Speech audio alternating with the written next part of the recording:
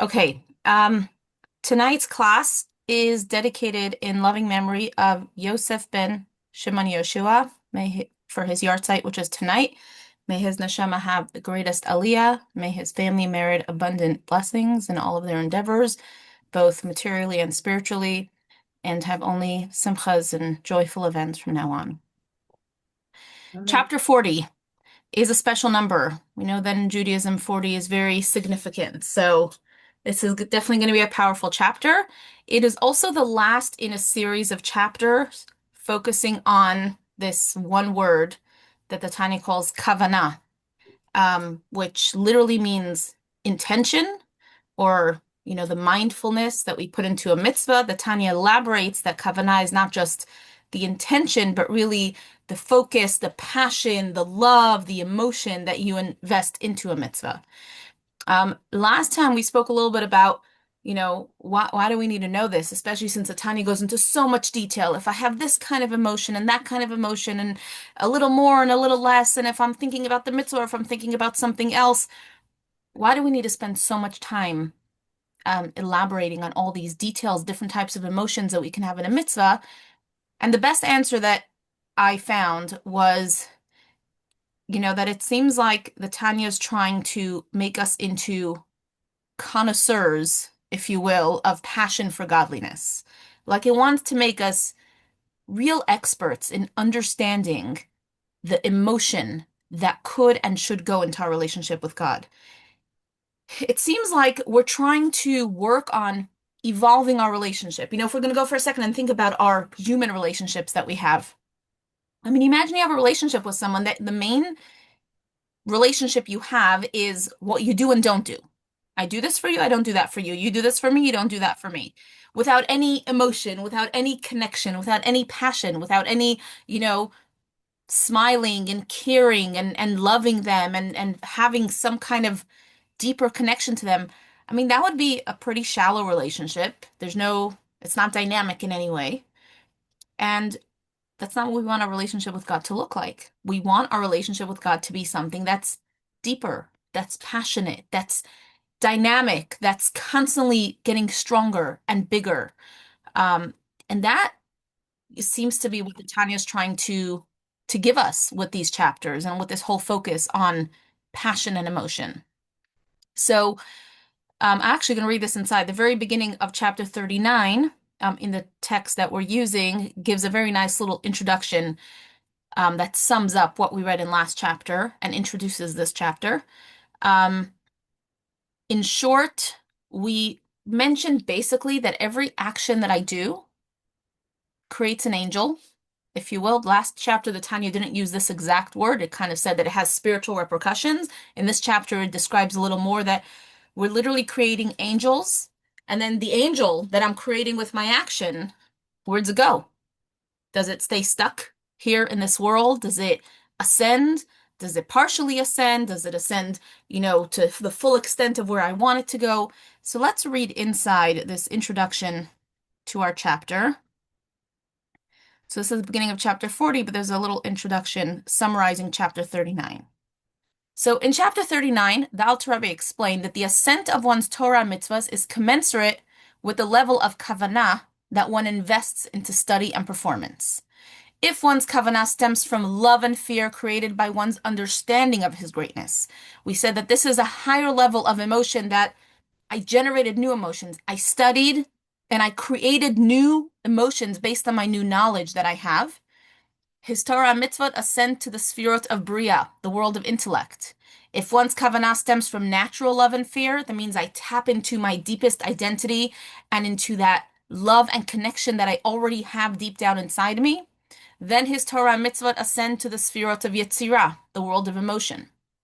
If, however, one's study and observance are not lishma, not really for the sake of a mitzvah, because the person feels no love or fear or awe of God, his Torah mitzvot cannot ascend at all to stand before God by being absorbed in the sefirot.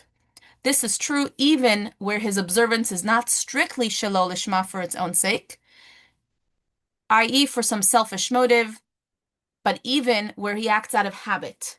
In the case of Torah studied by rote, however, the Torah ascends before God when he reviews the subject lishma, joining it to his present study. So, in short, we said you can, we spoke about different types of intent we can have, and then we said the different lack of intent. I could do a mitzvah, you know, the worst way of doing a mitzvah in this case would be for negative intent. God forbid I want to study Torah because I want to debate someone about, I want to disprove the Torah. That the Tanya doesn't actually address so much, it just hints to it. That would be a really not okay way of doing the mitzvah, and the mitzvah would really be trapped in unholiness.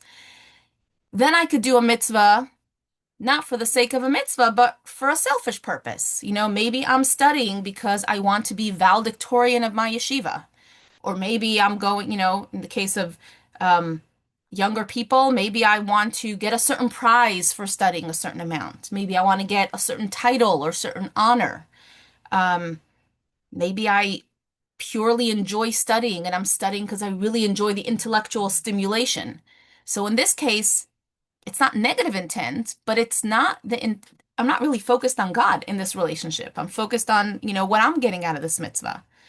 And then the other level we discussed was not even for selfish intent, but basically doing a mitzvah with no intent. Like I'm just focusing on the action. I'm doing what I'm doing, and I'm not really thinking, not about me, not about God, just kind of like doing something by rote. And in this case, the Tanya described that the way to help that mitzvah ascend would be if I repeated the mitzvah again, but this time with intention. I'm going to read a little bit inside and then we'll stop to explain. But as long as he does not review his subject lishma for the right purpose, his study does not ascend even to the 10 sfirot which radiate in the worlds of Yetzirah and Asiyah, not to mention the sfirot of Bria. For the sfirot are a level of godliness, and the blessed Ein Sof light is clothed within them and united with them. Therefore, were this person's Torah to ascend into the Sfirot, it would actually ascend into the Or Ein Sof light. And without love and fear, the Torah cannot rise to stand before God, before the Or Ein Sof, as is written in Tikkunei Zohar. Instead, this Torah study rises to the chambers and the abodes of Yetzirah and Asiyah, which are the externality of the worlds. So, don't worry, we're going to explain. So for starters, we said we're a little bit elaborating on what we mentioned last time, which is like what happened when I don't have the right kind of intent. Mostly what we're focusing on is what happens when I do a mitzvah by rote. Really with like no intent, not a selfish intent, not a godly intent. I'm just kind of doing it because I'm used to doing it because I've done it a million times and I don't think much when I'm doing it. Um, so the Tanya here is referencing an interesting concept in Kabbalah. Kabbalah teaches us that from our physical reality, we could understand spirituality. And similarly, from the way our bodies operate, we could understand godliness. So, and this is explained elsewhere in Tanya as well, just as in our body, the center power through which everything in my body is powered is what part of my body is the center power that channels everything that the body needs? The brain. Now, the brain is not the largest, and it's not physically in the center of my body, but we call it the center because everything has to go through the brain. Similarly, spiritually, Kabbalah explains that the entire world also has a spiritual center. And that center is Israel, generally, more specifically, Jerusalem, and even more specifically, the temple, the place where the temple stood. That is like the spiritual center of the world. All of spirituality enters the world through this space, which is why it's a real thing that you can feel more spirituality in Israel. Like you can literally the feeling that you can get in Israel, the level of spirituality that you can attain and feel and reach when you're in Israel is really higher because you're literally like standing at the spiritual epicenter of the world. Similarly, Kabbalah explains that each of the higher worlds, all of the spiritual worlds that we talk about, the world of emanation, the world of creation, the world of formation, each of them also have their core, their center, their temple. And that core is the sfirot within each particular world. And all of these cores are connected. So theoretically, when you're at the center of one of the worlds, you're more easily connected to all of the other world and ultimately to the Or Ein Sof, to the divine light. So basically, what the Tanya is telling us here is that if someone does a mitzvah with no negative intent, but it's just devoid of passion, it's devoid of positive intent, the mitzvah doesn't really rise up much. It may sometimes rise, but even if it does, it's never going to go to the center, to the epicenter of these higher worlds. It's going to remain like in the outer chambers. Because so long as someone is not putting love and passion and emotion into their mitzvahs, it basically can't go to where we want it to go. It's like not putting the stamp on the envelope. So again, to clarify, a mitzvah that's done without intention is still pure. It's a holy deed. The deed itself is pure. It can't fly because it was never given wings. So all I need to do, as Tanya told us last time, is repeat the same deed. I lit my Shabbat candles 25 times. I never thought much of it. I just kind of do it by rote. This week, I'm going to really focus on doing it and say, this is a mitzvah. I'm doing this to connect with God. I'm doing this because God wants me to. Guess what? I just gave wings to all the times I did this mitzvah, and all of these mitzvahs are going to go flying high. And the same goes for any mitzvah that I ever do by rote. Once I repeat it with the right intent, I'm able to help it ascend. The the difference is with a mitzvah that's done for selfish intent. So if let's say I did a mitzvah like we said, because I want to, I don't know, get certain honor or certain title, or it makes me feel good, then the mitzvah is still pure, but I kind of attached negative weights to it that are really weighing it down. And then the mitzvah can't soar, firstly, because it doesn't have wings, but also there's something like trapping it. So that's when I need to work on disconnecting those unholy weights, which is teshuvah. And then I need to do the mitzvah again with intent, and then I can allow it to fly. Um, this is all what we discussed last time, but it really is, we just elaborated a little more. And the Tanya is now going to quote two verses that we know, one from King Solomon, a famous verse from King Solomon, and one famous verse from the sages, that the Tanya is going to use this as a proof to kind of show how special it is when you could do a mitzvah and allow it to soar and to fly. I'm going to read that inside, and then we'll pause for questions before we go on to the next section, because there's this chapter is kind of informally divided into a few sections, and it covers a few different topics within this general topic. Just want to share right here the two quotes. Okay. This is a quote from King Solomon. King Solomon says, "Ma yitron la'adam b'chol amalo she'yamol tachat hashemesh." What profit does man have of all the toil that he labors under the sun? So the very simple explanation of this is the sages say, all the mundane things that you work under the sun, there's no real profit. The only real profit is Torah. And, getting involved in Torah and mitzvahs, that's going to give you real profit. Here, the Tanya puts a new twist on the same verse. And the Tanya says, if someone's toiling, but all of their mitzvot that they're doing are getting stuck under the sun, they're not going higher to the higher worlds, there's no profit. You're not able to really achieve what the mitzvahs are supposed to achieve.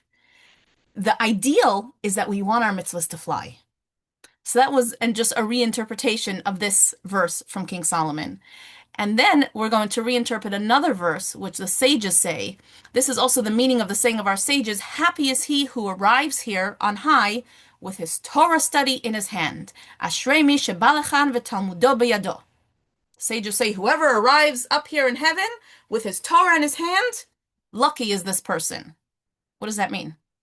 So the Tanya says, if someone studied their Torah lishma for the right purpose, and so their Torah also ascends on high, so when this person, after 120 years, they come up to heaven and all of their Torah and their mitzvahs are up there with them, that's a lucky person. That's someone who was able to come up with all of their actions.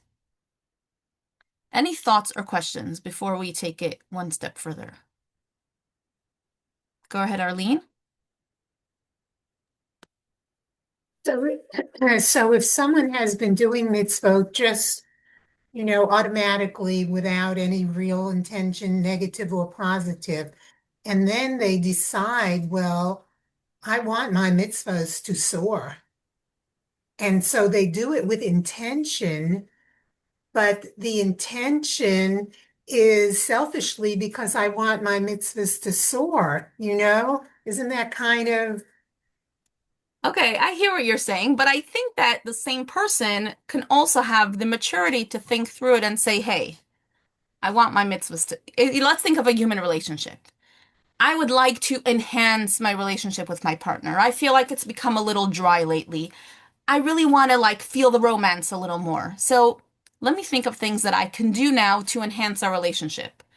Oh, we're going to go on a date. Maybe we'll take a walk. Maybe I'll do something really nice for them. Then you're going to say, am I doing these things because I really love them and care about them? Or am I doing these things because I'm trying to make my relationship better? Ultimately, it's one and the same.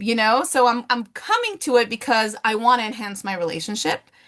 But then in the moment, it's like, what kind of relationship do I want to have? I want to work on maturing this relationship.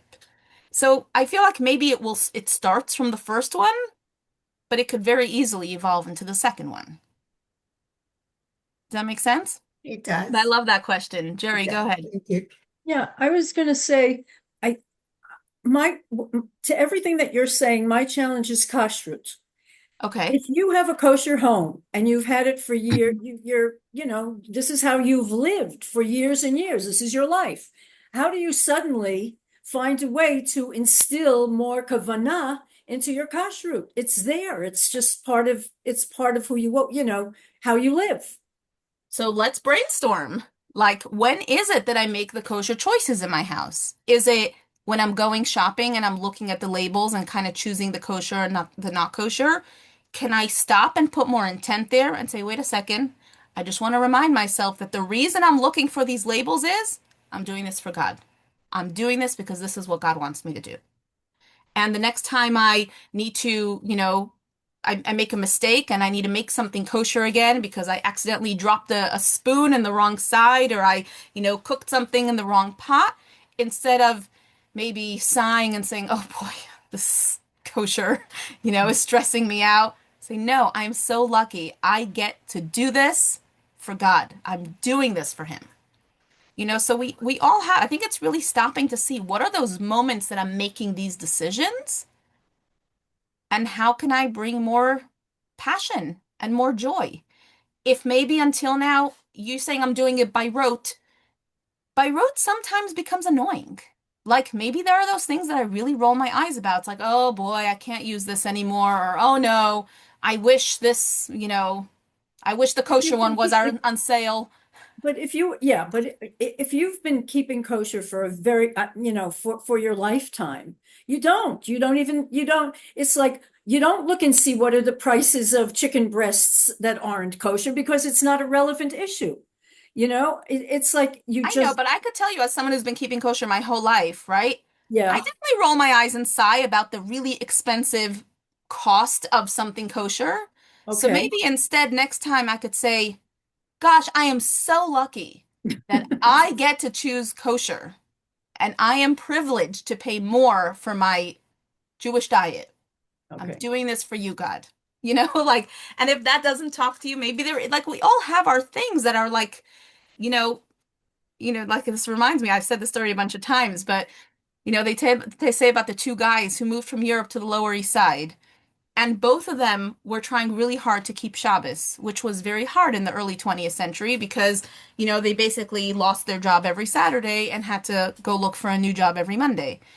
And one of them, their children, came out extremely resentful of Judaism and said, I'm never doing what my parents did. I am like done with this Jewish thing. We had such a miserable life. And the other one's children came out as really, really inspired and connect to Jews.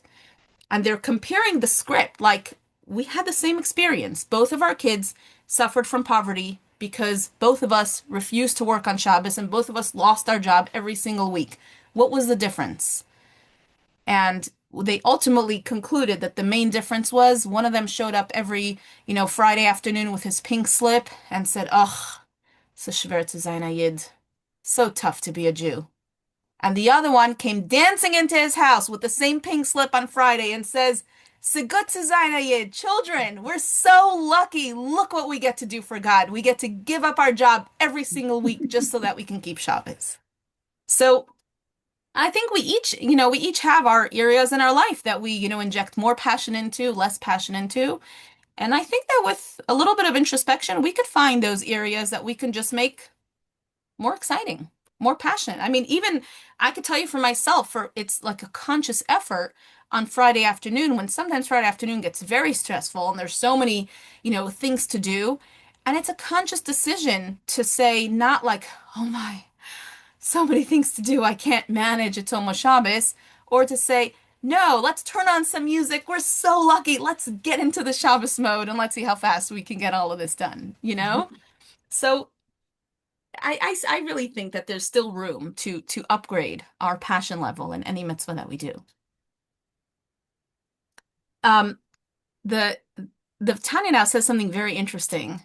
Um, the Tanya is going to answer a question of why is it at the end of the day that kavanah, that this passion, that this intent has the ability to like power our mitzvahs? Like, what is it about intention that's so special that it's like literally like, attaching an engine to a plane and making it fly?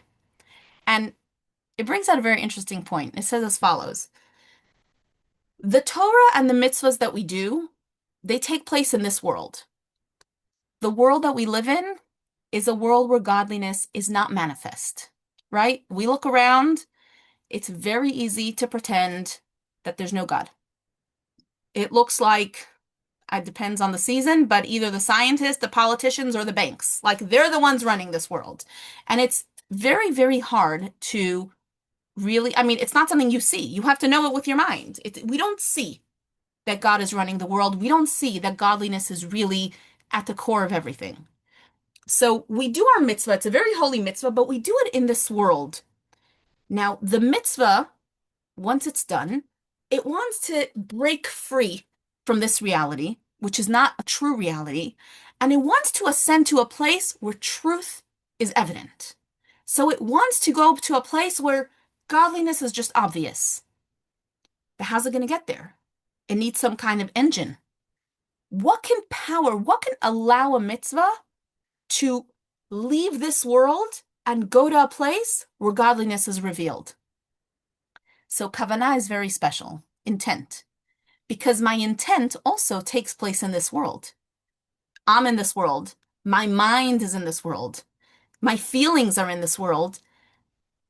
And it takes a lot of focus to say and to realize that despite the lie that the physical world wants me to believe, that God is not present, that Torah is not his undiluted will, I still am able to focus and say, no, I am doing this for God because God is the true reality. So that kavanah, that intention that I can have within this world, that's what pierces through this illusion, neutralizes it, so to speak, and allows my mitzvah to fly higher. So when I'm able to really focus on the true reality, I can get my mitzvahs to ascend to a place where true reality is evident. I thought it was so beautiful because it really like emphasizes what we mentioned last time, is that as humans, we have this ability with our minds to go higher than the world of angels. Like we have to focus and we have to block out all the noise, but we can really, in our minds, go to a place of the true reality. And with that, we can make our actions and our mitzvah soar as well. Yes, Sarah. Just a quick point of clarification. Are you saying intent, like kavanah and intent is before and during and maybe even after? Or is it at least in the starting and then like I tried, but So something the else? Tanya doesn't elaborate on that so much, but that's why it says that there's so many levels in kavanah.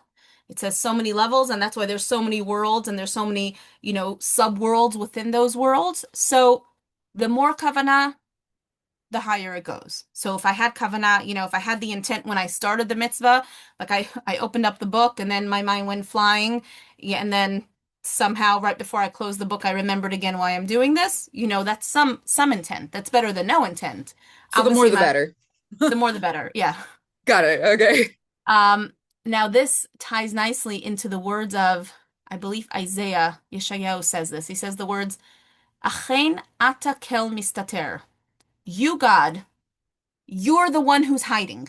Literally, those are his words. He says, God, you're hiding. Actually, this was turned into a deeply introspective Hasidic melody, and Hasidim will sing this for a long time. Just repeat these words: God, you're hiding. You're hiding. It's almost like I know you're there. I know you're there. I might need to remind myself. I need to focus and remember, but you're there. It's we told the story a few times about the author of the Tanya himself, Rabbi Shneur Zalman, who one of his grandchildren once came crying into the room, and he said, what's going on? Why are you crying? He says, oh, Zadie, you'll never understand. We were playing this game called hide and seek. He said, okay, so tell me, how does the game work? He says, there's one child who's it, and everyone else needs to hide, and the winner is the one who hid the best and was not able to be found. And we just played this game, and I hid the best and the longest. I had such a good hiding place. Nobody found me. He's like, all right, so you won the game. Why are you crying? He says, no, but they stopped looking for me. And everyone, I don't know, they went home to eat lunch and they're all gone. And the child's crying. And the grandfather says, oh, so you and God have the same problem. God hid in this world, and he wanted us to search for him. He wanted us to find him and to keep reminding ourselves that he's there. But, we go and we eat our lunch and we forget what the mission was. So being able to have intention is really piercing through that. It's saying, I know I'm in this world, but I remember that this is not the real deal. And I know that really everything's godliness and really God's in charge, and really it's not the doctors who have the power, and it's not the politicians who have the power, and it's not the bank, and it's not the mortgage company, whatever it is. It's not Wall Street. God is running the show, and he's the only one that I have to really, connect to. And it's not easy. It's not easy because it's not in front of us. What's in front of us seems to be the real reality, and it takes a lot of intent. I mean, I have personally found that how I start my day in the morning is what allows me to be able to more easily take on this perspective during the day. Like if I took time in the morning and I spend time praying and saying the morning prayers and thinking about God for whatever amount of time, depending on my stage in life and depending what day of the week. But if I really just took the time before I got into the chaos of the day to really focus on God to some extent at the beginning of the day, then throughout the day, no matter how crazy things get, it's easier to kind of reconnect to that reality. Because I've positioned my mind that this is the reality, and now I can deviate from it, but I could always come back home. If I didn't start my day with prayer and with thinking about God and with taking the time to, start my day the way the Torah says that a Jew should start their day, it's much more easy to kind of get lost in the shuffle of life and to lose sight and to forget to search and to forget what's really there and what my real mission is. Okay, so let's summarize some practical lessons so far. We said very generally, we could divide intent into three very general categories. Highest and best category is positive intent. I'm doing a mitzvah, and while I'm doing the mitzvah, I'm focusing on the fact that this is for God. Whether it's, I tapped into natural love and awe of God, or I created new emotions, whatever it is, I'm fully focused that I'm doing this mitzvah for Hashem. That would be the best category. The middle category is neutral. I'm focusing on what I'm doing. I'm not thinking about God. In that case, my mitzvah or the angel of my mitzvah get stuck in this world, but it's temporary. As soon as I redo the same mitzvah with the right intent, my mitzvah soars upwards. And the lower category is if I do the mitzvah with a selfish intent. Um, this is a mitzvah that I do because it makes me feel better, because it makes me into a great Torah scholar, because it gives me some, whatever honor.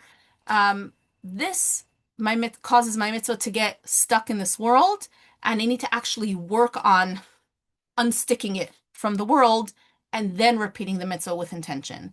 And then ultimately, obviously, through teshuvah, you can fix anything, but it does take a little more work.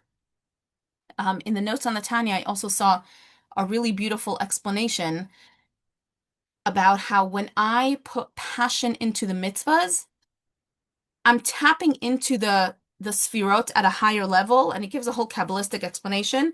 But in very short, I'm opening up new channels of blessings for myself as well. So, almost like a perk of doing mitzvahs with the right intention, I'm really creating channels for sweetness and positivity to come down into my life as well. And that just ultimately enriches my life overall. The last part of this chapter talks about the wings idea. I know we mentioned it many times. Tanya mentioned it briefly before, but here it really goes into detail about why do we keep saying that emotions in a mitzvah are compared to wings on a bird? Like why? There could be so many other parables and so many other ways to describe it. Let me see if I can read this inside.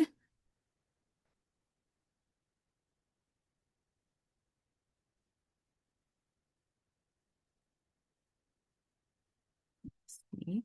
Here it is. Okay. This explains clearly why fear and love are figuratively called wings. As it is written, with two wings he flies, alluding to the midot of love and fear. Now, remember we said love and fear could also be translated as love and awe or love and respect, and it's the way that Tanya refers generally to emotion. I think it was Rabbi Gordon used to describe, he used to say, if someone wants me to do something that I don't want to do, there's only two ways I'm going to do it. Either if I love them or I respect them. If someone says, go, I don't know, I want you to go downtown and, buy something. Why? I'm not interested. I have no interest in doing that. But if I love you, I might do it for you. And if I fear you or I'm in awe of you or I have tremendous respect for you, I might do it as well. So talking about, those two general categories of emotion that power us to do a mitzvah.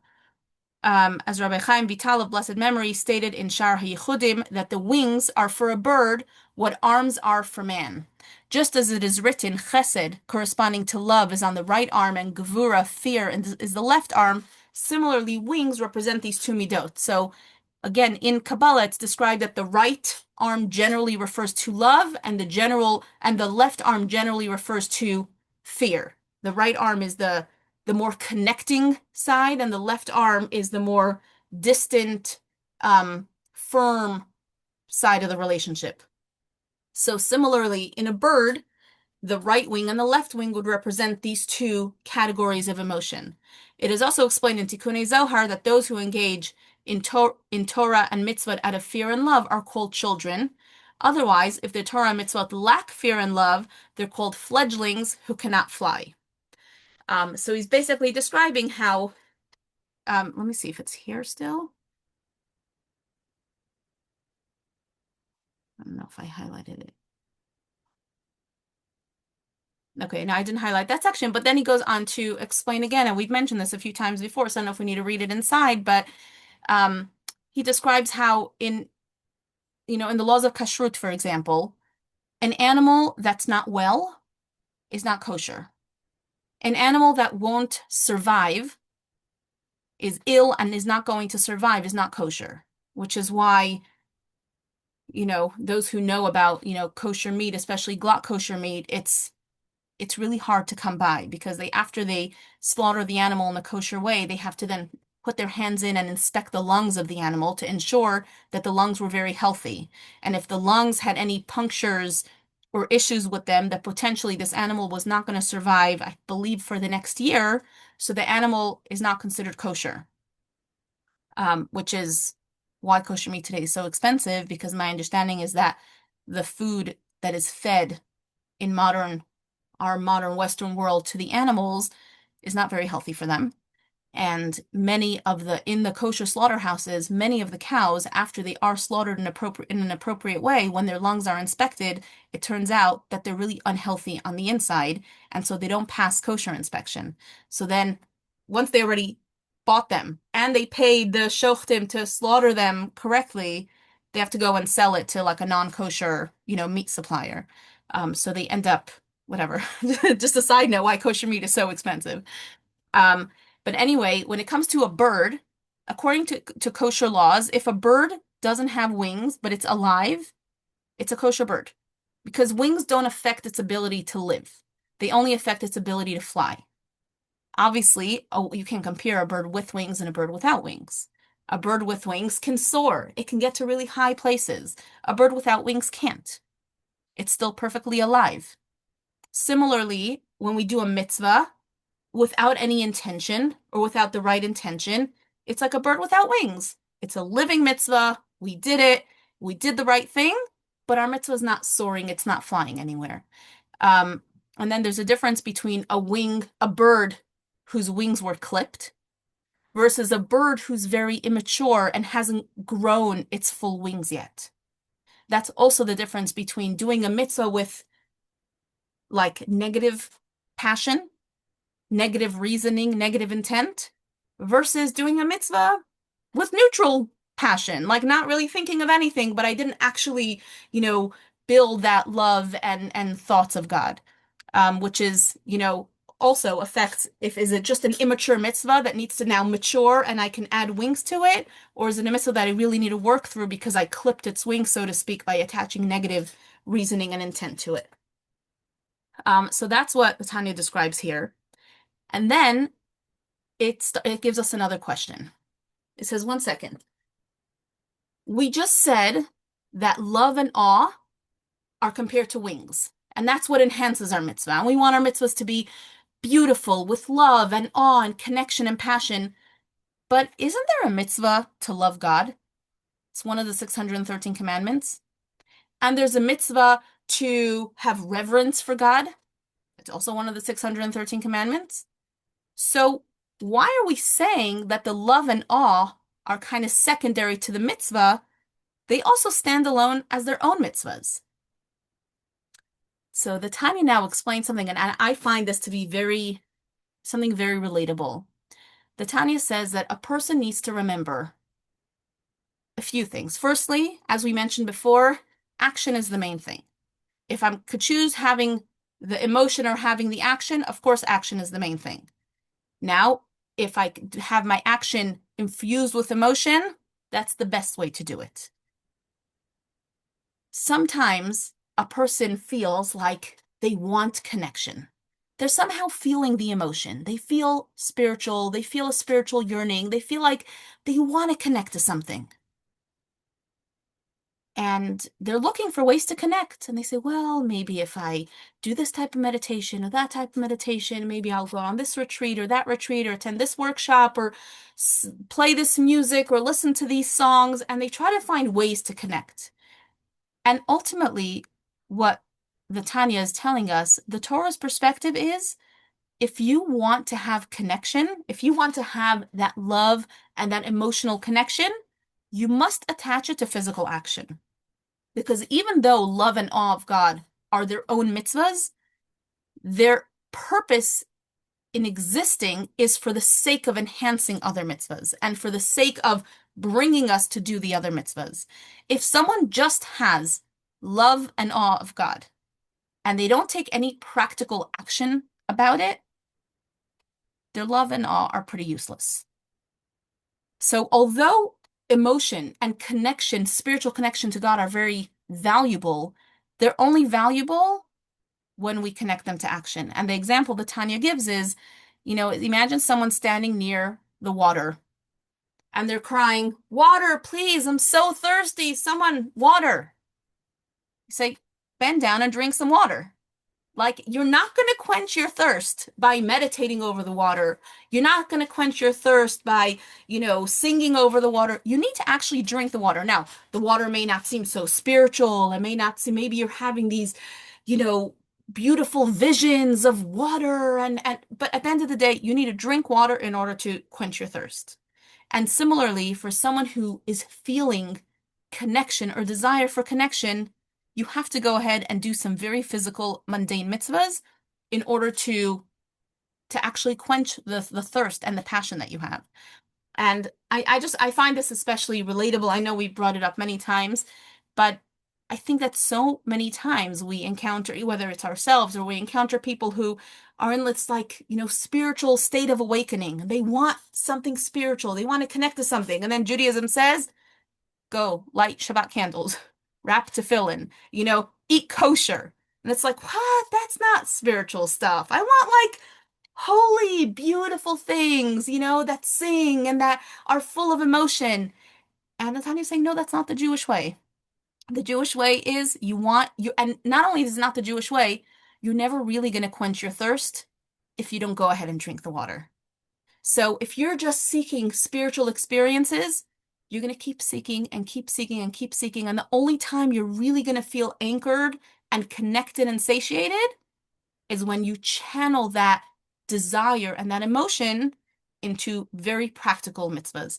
Let's read that inside and then we can discuss it together. Right here. So although love and fear are also among the 613 mitzvot, they are nevertheless described as mere wings for other mitzvot, because the goal of love is the service of God resulting from this love. Its purpose lies not in itself, but in its role as a motivation for serving God via the mitzvot. For this reason, it's likened to the wings, which are secondary to the bird itself. Love without service, i.e., a love that is not a means to an end, but an end in itself, is a love which experiences delight. This is what is called ahava b'tanugim, a supremely high level of love in which one delights in godliness. The Tanya is now going to explain that there is this concept of love for the sake of love, but that's not in our service in this world. That's after 120. It says after 120, when we're no longer in this physical world, our soul goes up to heaven, and then our soul can delight in this love of delights, like just bask in loving God. But so long as we are in a physical body, we're expected to have love that leads to action. This is the nature of the world to come and thus constitutes reward, i.e., such a love for God is actually a foretaste and part of the reward to be given in the world to come. It does not itself represent service of God. But it is written, today to do them, hayom la'asotam, and tomorrow to receive their reward. Thus, in this life, the time of service, the love that leads to service is the love most prized. He, however, who has not attained this level of savoring a foretaste of the world to come and has not reached a level of love which experiences delights, meaning a regular person who's not, up there in a soul in heaven basking in the love of God, but whose soul yearns and thirsts for God and goes out to him all day long, and a person feels a spiritual awakening, they want to connect, and he does not quench his thirst for godliness with the water of the Torah that's in front of him, such a person is comparable to one who stands in a river and cries, water, water to drink. Thus the prophet laments over him. This is a famous line from the prophet, Isaiah, I believe, who says, Hoi kol tzameh lechu lamayim. Ho, all of you who thirst, go to the water. Now, like, what's the prophet trying to say? Everyone who's thirsty, go to water? Obviously, we know if you're thirsty, go drink water. Surely the prophet is not addressing this, as the simple meaning of these words would indicate that one who thirsts for Torah should go to Torah, for such a person will surely quench his thirst and study Torah. A prophet doesn't have to tell you, if you thirst for Torah, go study Torah. Because if you wake up and you want to study Torah, you'll figure out how to go study Torah. Clearly then, these words are addressed to someone who thirsts for God, and the prophet is telling him that he must quench the thirst of his love by studying and practicing the Torah. For in its simple meaning, the verse is incomprehensible. He who is thirsty and desires to study Torah will surely do so of his own accord. Why must the prophet cry over him, Ho, that's the words of the prophet. Clearly then the verse refers to one who loves God and thirsts for him. Now, if love of God were an end in itself, the service of prayer could suffice, for it creates a love and a thirst for God. But because the purpose of love is that it can lead one to serve God, the prophet exhorts us not to rest content with love itself, but to study Torah and thereby quench the thirst for godliness and realize the purpose of the love. And this matter is discussed elsewhere at length. That brings us to the end of this chapter. But the reason I found this last part so relatable is I meet people all the time who have spiritual awakenings of all different types, whether they're going through something, they went through something in their life, they're going through something in their life, they read something, they learned something, and very often when you try to offer them to do mitzvahs and to become more Jewishly engaged, they feel like it's beneath them. Like, that's not what I'm looking for. I just want like spiritual connection. I want ecstasy. I want something that, feels spiritual. And it's fascinating that, you know, as a Jewish person, it's so clear, and you see this also from experience. They will not they will not be satisfied. They will keep thirsting. They'll find one, spiritual retreat and another spiritual experience and another one, and they're never really going to say, "Oh, I finally found it." There's always a part of them that's going to be thirsting. In contrast to that, when they actually channel that thirst and get into the actual ritual, actionable mitzvahs, they suddenly will find that they're feeling good and they're feeling anchored. And I find that that's such a powerful teaching. And I mean, I see it in day-to-day reality. Like when I have conversations with people and I finally convince them that like, hey, just try it, try lighting your Shabbat candles for the next few weeks. Like it's gonna make a difference. And it really does. And I think that's a very nice way to end this chapter. And this really brings us to the conclusion of this whole topic of passion and emotion in mitzvahs. Next chapter starts like a new segment that leads us almost till the end of the Tanya. Thoughts, questions, comments?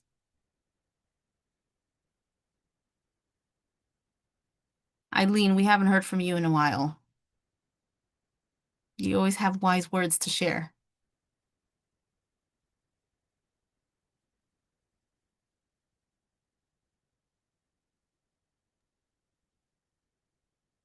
It's a lot to take in, and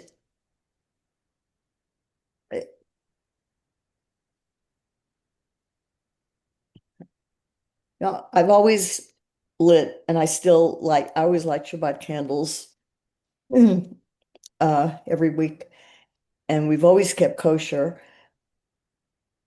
and it's especially keeping kosher because it's a constant reminder of that. Let's say that I'm Jewish because I know him of of God. But if it's something you do all the time, um, I guess I'm wondering if do you always have uh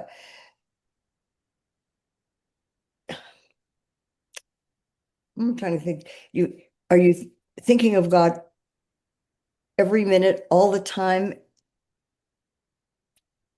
every So, I day? mean, that's a lot. That sounds, firstly, I want to say about keeping kosher, you're right. It's somehow, in a way, it seems like so mundane. It's just the food that I eat.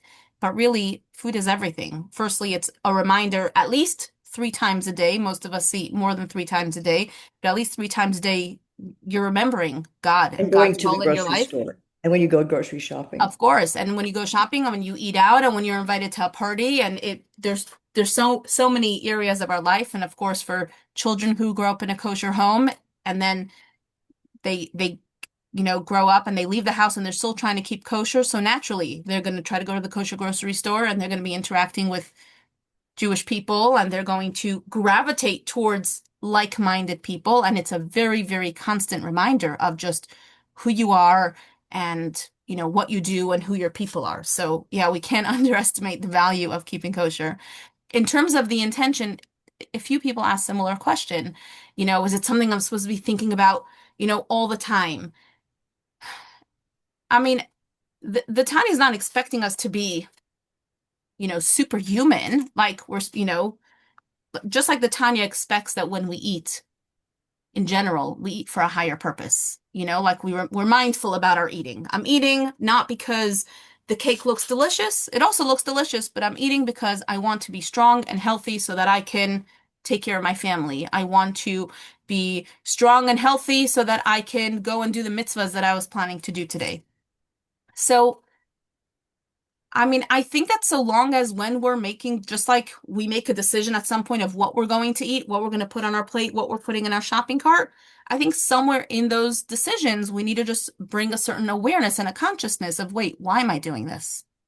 I'm doing this because this is what God wants me to do. I'm doing this because this is the soul diet. This is what's this is how God wants me to live. And this is what I'm trying to infuse holiness and Judaism into my family and into my home.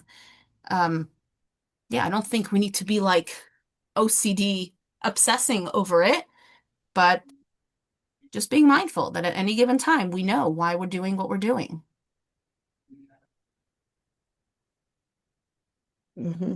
Which I think is part of it. I think we are. I mean, I think that that's and that's why I'm glad I always have. I'm glad because it's a reason it It it always keeps you. It's keeps like a me. safeguard, right? It keeps Yeah, like it stops you from going to certain places. It keeps you associating more with certain crowds of people. You're less likely to end up at a very un-Jewish event because if they're not no. serving kosher, you're likely not going to be there.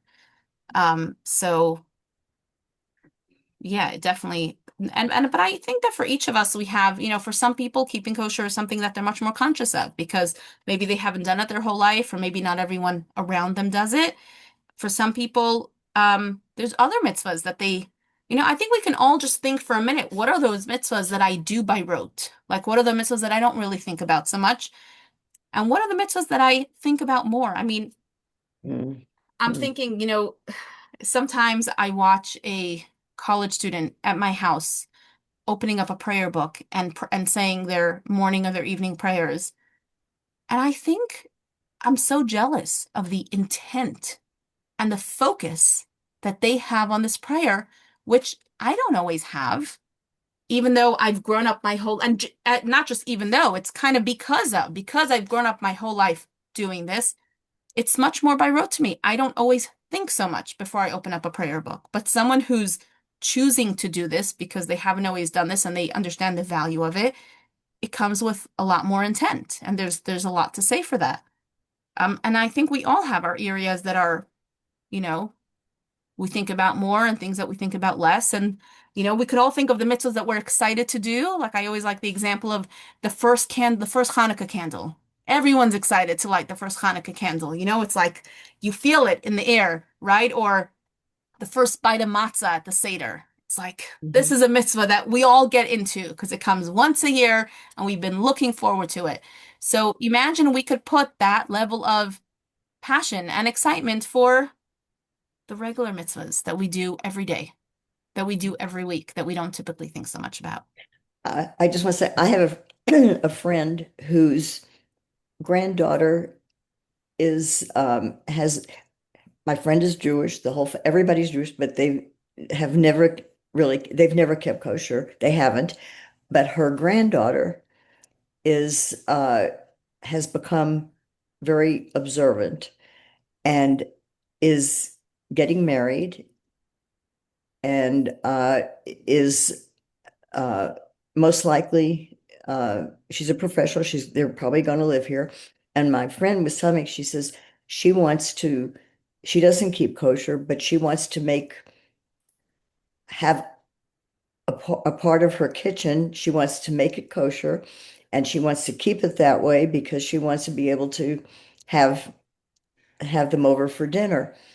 And So beautiful. she's this is something that is I've seen a change. I mean, my friend grew up just pretty secular, actually, and and understands some of the ways of being Jewish, and she's Jewish, but she's never really practiced and stuff. But this and it's I find it really enlightening and interesting listening to her, because almost every conversation now revolves around Kosher? granddaughter and the ways she's living her life, and her intention when she gets married, which is very soon, because she's very observant, and they just got engaged and they're getting married. I mean, she's become Orthodox, and considering Wow. That's, it's fascinating. it's very beautiful when you can see the like children and grandchildren teaching and inspiring their parents and their grandparents. Yes, Yeah, yeah. yeah, And, it's and very the same special. has happened with her her granddaughter's mother, her daughter. I mean, she's changed her home as well, and uh always wants to have a welcoming home, and for her it's interesting. Thank you for sharing that. So I guess we can all leave with this thought of what's that mitzvah that I'm going to infuse more passion and more intent and more focus into. And wishing you all a very passionate week, a Jewishly passionate week. Thank And you. see you all next week, God willing. Yes. Take care. Bye.